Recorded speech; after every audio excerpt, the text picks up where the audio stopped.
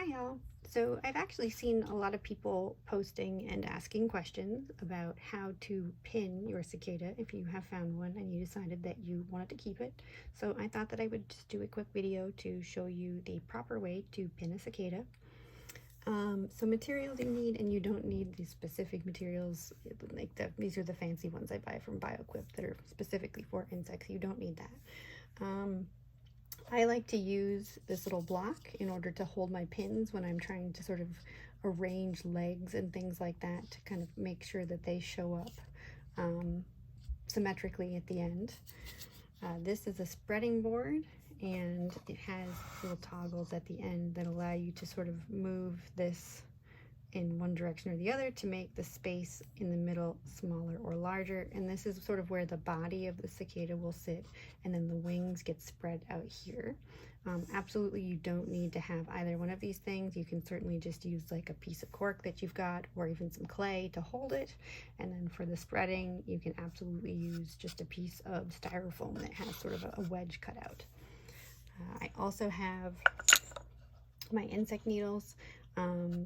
These are different sizes based on the type of insect that you're going to use. Some of them are used to actually pin the insect itself, and other ones are sort of used to hold the wings in place while they harden. And you absolutely don't need to have the fancy correct type of insect pins. You can use a sewing pin. I have done it on multiple occasions if the insect is large enough. And the cicadas are pretty big, so if you can get sort of a small enough sewing pin, it should work okay. Also, I like to have little strips of paper that I use to hold their wings out so that I don't have to put so much pressure on the wings themselves. So to get started, here I have, this is a Magis cicada septem decim male, sorry. And the first thing I like to do when I'm getting started and getting ready to pin something is I like to sort of get the legs loosened up before I go into the process of pinning. And the reason for this is because they do get a bit stuck. So this cicada, and as all the other ones I have, I found dead already.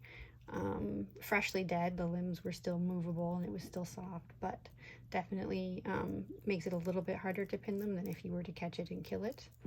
So what I like to do is just sort of just grab and make sure the legs are going to be able to move in all the different directions that I want them to go, because they will sometimes get a little bit stuck. And this is definitely something you can do after it's pinned too, if it's easier for you. So looks pretty good. So when you are ready to actually put a pin in him, these guys, because you don't want to crush the legs, I suggest holding very, very gently on either side, and you want to aim for sort of this thicker part of the body, right? You want to try and hold it right there to make sure that you're not squeezing down here in the abdomen. It's a little bit softer and be easier to damage it. I'm going to grab the pin that you want to use, whatever that is. And when it comes to cicadas, and actually when it comes to all insects, I know the first thing you think you want to do is put a needle right in the middle. For aesthetics, that's understandable. For scientific pinning, we don't do that. Reason being, if you put a pin right down the center, if there is a structure located right down the center of the cicada that we actually require for identification, you would be obstructing that, and you would be potentially making it difficult to ID. Obviously, I already know what this cicada is, so that wouldn't be an issue here, and same thing goes, I'm sure, if you're pinning yours. But it's just sort of hard habits to break, is you always just pin it just to the right. Reason being, even if I'm obscuring a structure over here, cicadas have bilateral symmetry, meaning both sides should be the same, meaning that whatever structure I might be obscuring here would still be visible over on this side. And so what you want to do, this little V part, the thick part at the top, is called the scutellum. So you want to aim for just to the right of the scutellum. And you're just going to insert your needle and do your best. You can kind of look from the side to make sure that it goes straight through, up and down, right? You want to make sure that you're not doing it at an angle, so that when it is pinned, I can show you what I mean, it's going to pin nicely. he's moving around a little bit because he's still pretty fresh, but all right, so that's step one. This is another opportunity you can use to make sure, if you'd rather do it once it's pinned, that the legs are going to be able to move around okay, and you don't have to worry too much about being able to move them once you start the pinning process. All right, so the next thing is to make sure that the height of the body is going to be correct for whatever structure you happen to be using for your pinning block. All right, so I'm going to be using my spreading board. It's just what I've always used. I'm used to it. Pin him right in the center of my spreading board. And if you look from the side, you can see he is a little bit too high up.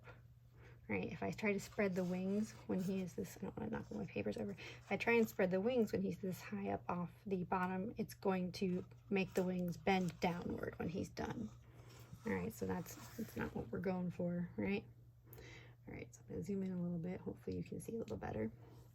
So I'm going to lower him. I'm actually gonna spin him around so that we can see him a little bit better while we're doing this. And I'm going to push him down his pin basically until his legs kind of start to make contact. And you want to find this little spot right here where the wing actually attaches to the body. You want that to be about level with the side you have over here. So that's about right. I'm getting there. Yeah, that looks good. All right. So you're going to notice that, especially if it's a fresher specimen, it might shift around a little bit. In order to avoid that happening, you can actually pin him in place. Before I get to doing that, I am going to make sure that my legs are set the way that I want them, because once he's sort of stuck down there, I'm not going to be able to move him again. So I want to make sure that the legs are spread. I like to make sure that my legs are symmetrical. This is personal preference. Plenty of people actually, catching the needle, do it with the legs however they kind of end up, or even some people, depending on what you're pinning, butterflies and things like that, might remove them since you won't see them from the top anyway. So those look pretty good to me, and the antennae also look pretty good. So I'm going to pin him in here, and before I finish and completely push him down, I am, let's see if I can show you this. There we go. Here we can see. Going to pull his little legs out. Let's see. Get you down there, bud. Yep. All right. Pull little legs out. And if you're having a hard time, I do use pins for this quite frequently. Their little feet will catch a pin really easily. So if you hook a pin on the end and kind of have the foot end up where you want the foot to end up, it'll kind of stay that way. So I'm going to do one on either side, and a little bit higher. There we go. All right. So I'm pretty happy with those feet. I'm pretty happy with those feet. And let's just fix the ones over on this side. And again, you know, you don't have to care this much. This is sort of I'm kind of a perfectionist when it comes to pinning. I like it to look like perhaps it was still alive. Oh, and I just shifted him right off his pin. When they're this fresh, it can definitely be a bit of a challenge to get them to stay. So don't feel like you are, you know, floundering too much. You can definitely move them around. All right. So I'm pretty happy with that. He looks pretty straight. So I can refocus. Here we are. The next thing that I would do is I want to make sure that the body itself is not going to move around while I'm trying to pin and place the wings. So first thing I'm going to do is I'm going to put a pin right here on this side so that it can't spin too much, whilst I get this pin down in between the wings and on the side of his body. You want to make sure they're not actually going through any wing. You just want it to be holding the body steady. And then we're going to do the same thing on this side.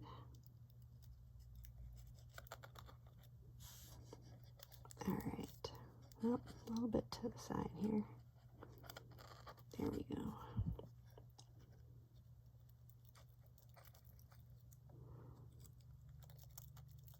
I think that his wings actually might be, nope, they were stuck.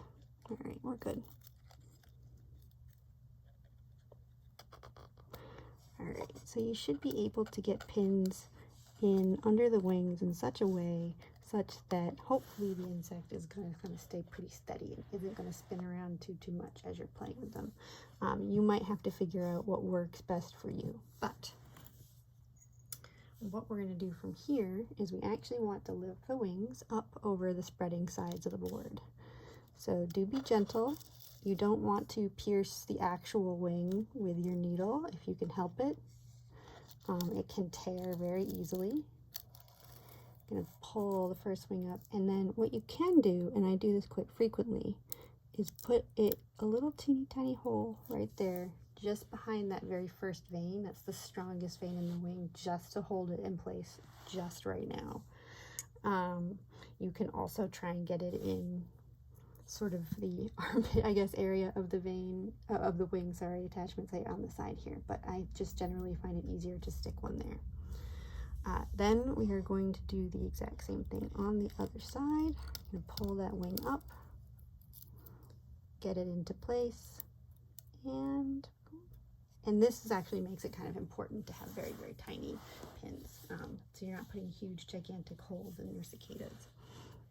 All right, so now need to get the hind wings up. Also, the hind wings don't have any of the big veins that the sort of front ones do, not quite the same, so they're even a little bit more delicate. All right, so we've got those wings up there. And I'm not going to do the other side just yet, and I'll show you why. So this is what I use these pieces of paper for. All right, I have both wings on this side up. They're not quite right though. The back, a lot of people have a tendency to kind of make this front part of the front wing kind of going at a perpendicular or 90-degree angle to the body. It's actually the hind, the very back part of the front wing. So this last vein, we kind of want that to be perpendicular.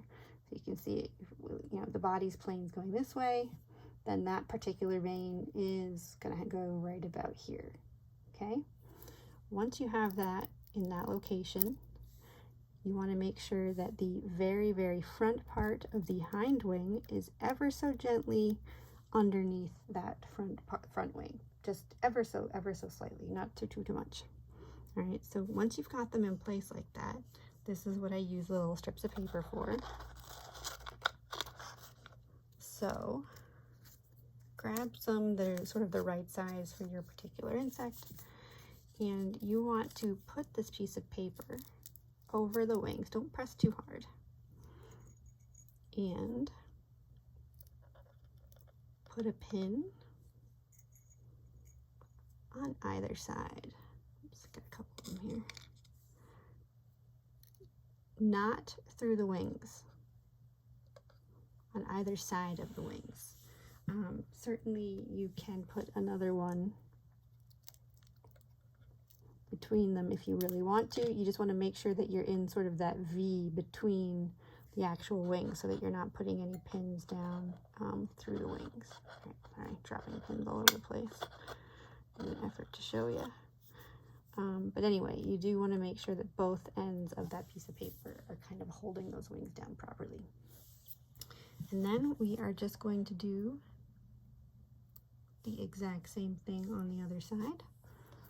So here's that front wing. You can see why I put the pin there. They do want to fling back a bit on their own. And pull that hind wing up as well. So remember, we want to have the back edge of that front wing coming at a 90-degree angle with the body. So right about there. And we have the front end of the hind wing kind of hooked up underneath the very edge of that. And so there's a reason why we spread them like this, with the wings spread quite this much. And the reason, not so much in cicadas, but in a lot of insects, wing venation is actually very important to be able to identify.